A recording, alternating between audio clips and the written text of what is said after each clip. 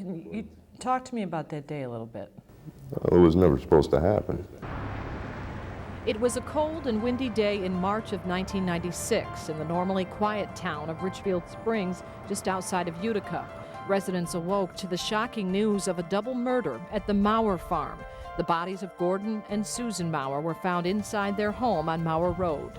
Mower is a gunshot injury. Once we realized what we had, we backed out of the house. The couple's only child, 18-year-old Gordon Woody Mower Jr., was nowhere to be found, and relatives quickly surmised it was Woody who committed the murders.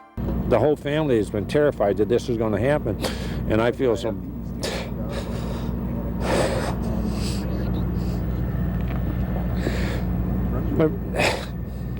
He's had to go through this alone because we were afraid for our own families. We were afraid of this kid. Police were on the lookout for the car Woody was believed to be driving, and they were looking for 14-year-old Melanie Bray, who was also missing. More than 2 weeks had passed with few leads, so police enlisted the help of America's Most Wanted. Police are now looking for Mower to question him about his parents' murder. Gordon Woody Mower has been taken into custody in the state of Texas. Finally, they've gotten him, and this is what we've been waiting for. Melanie Bray cooperated with police, admitting she was in the house after the murders. She was ready to testify against the teen she called her boyfriend. The state attorney general decided to seek the death penalty, and Woody Mower copped a plea. Too shaken to read his own statement, it was his attorney who spoke for him in court. I pled guilty because I did shoot my parents. But part of me didn't want things that happened in that house to come out of trial. I'm so sorry. Woody Mower was sentenced to life in prison and is serving his time here at Attica State Prison in western New York. For the first time, nearly 7 years after the crime, Mower agreed to talk about the murders, what led up to the shootings that he now says were never supposed to happen. Is there any chance for you to get out of prison? No. They would say you're going to leave in a box. When they arrested you, you were looking at the death penalty if you were convicted. Exactly. Which was that the motivator for you to plead? No. No. Why did you? I mean, you stood up in the courtroom and you said that you shot and killed your parents. Yeah. And the death penalty had nothing to do with it. I don't have a fear of dying. Mower did well in high school, won scholarships for college, but after graduation, he went on a crime spree, committing burglaries, injecting steroids, and often playing Russian roulette. Yeah, I thought nothing of it then. It didn't make a difference if the gun went off or if it didn't, and that's how I chose to live each day. And the only thing I really ever cared about, I never cared about anybody. I never even cared about myself. I enjoyed the outdoors. I like cows, and I like cats. I didn't like people. And I'll admit, I mean, even you know, after they had been shot, yeah, I petted the cat and I fed the cats. You know, I was not going to be, to me, that is cruel.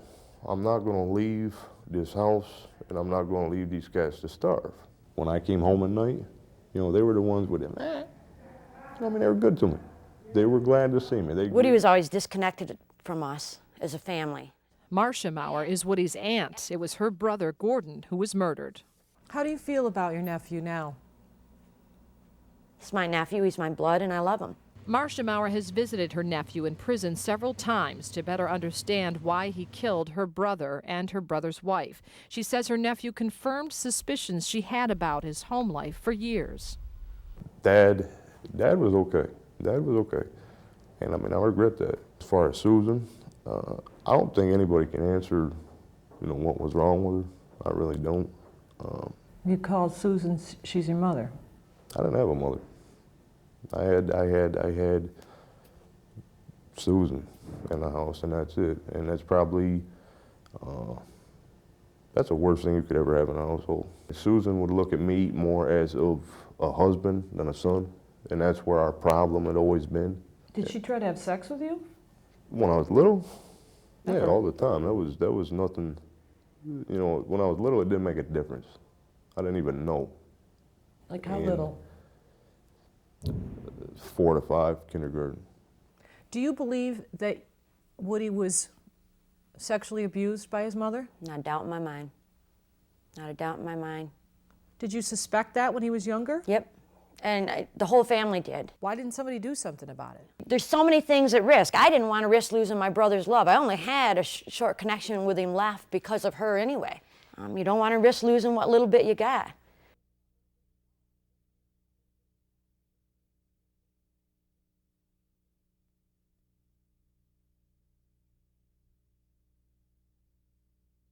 Why did you decide to talk about it now?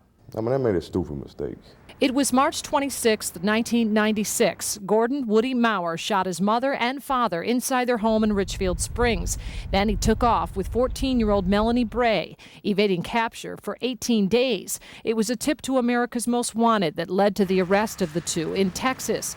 Bray was never charged. Mower pleaded guilty to murder and is serving life in prison without parole. I would never I would never hold anything against Dad. You regret that?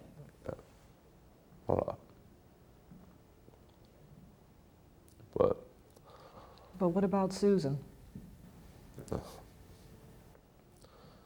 I guess I would answer that with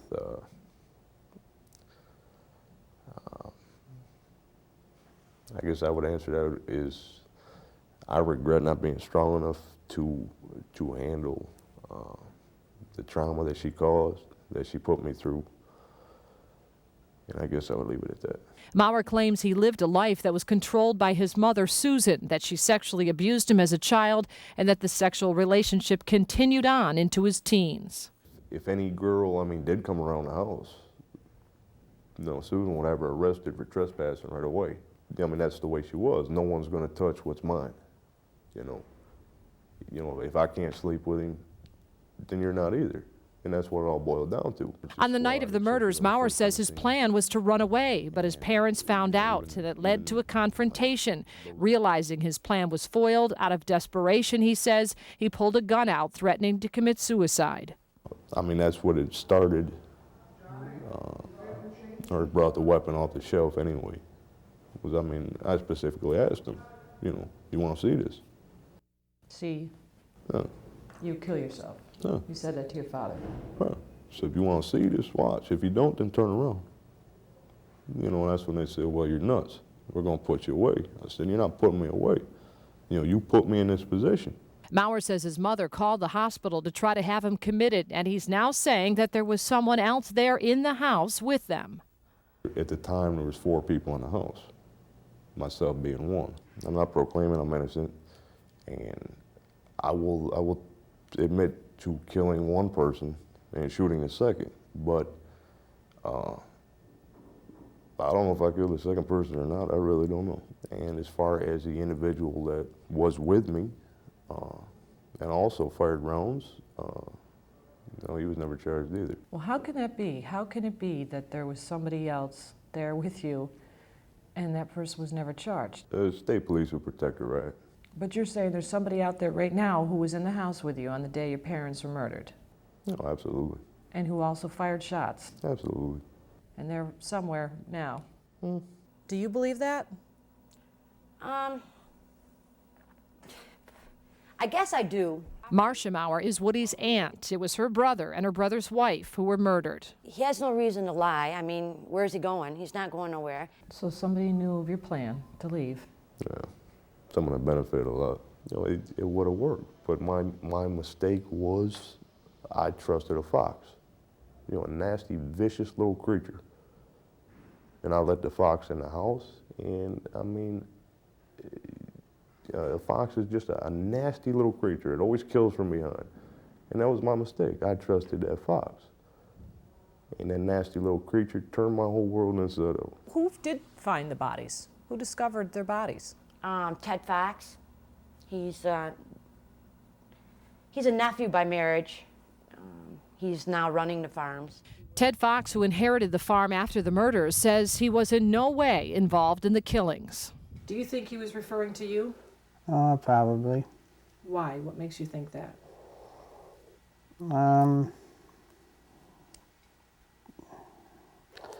looking for a way to make more lives miserable. Or As far as you're concerned, is this case closed? This case was closed when Woody Mower pled guilty and admitted killing his parents. And the state police conducted a very thorough investigation, and there was no indication at any time that anyone other than Woody Mower was responsible for the deaths of his parents. Mower and his aunt hope this case is not closed. Although Mower has exhausted all of his appeals at the state level, his aunt plans to appeal to the governor for help in bringing this case before a federal judge. But the time for appeals is running out. Darcy Wells, Channel 6 News.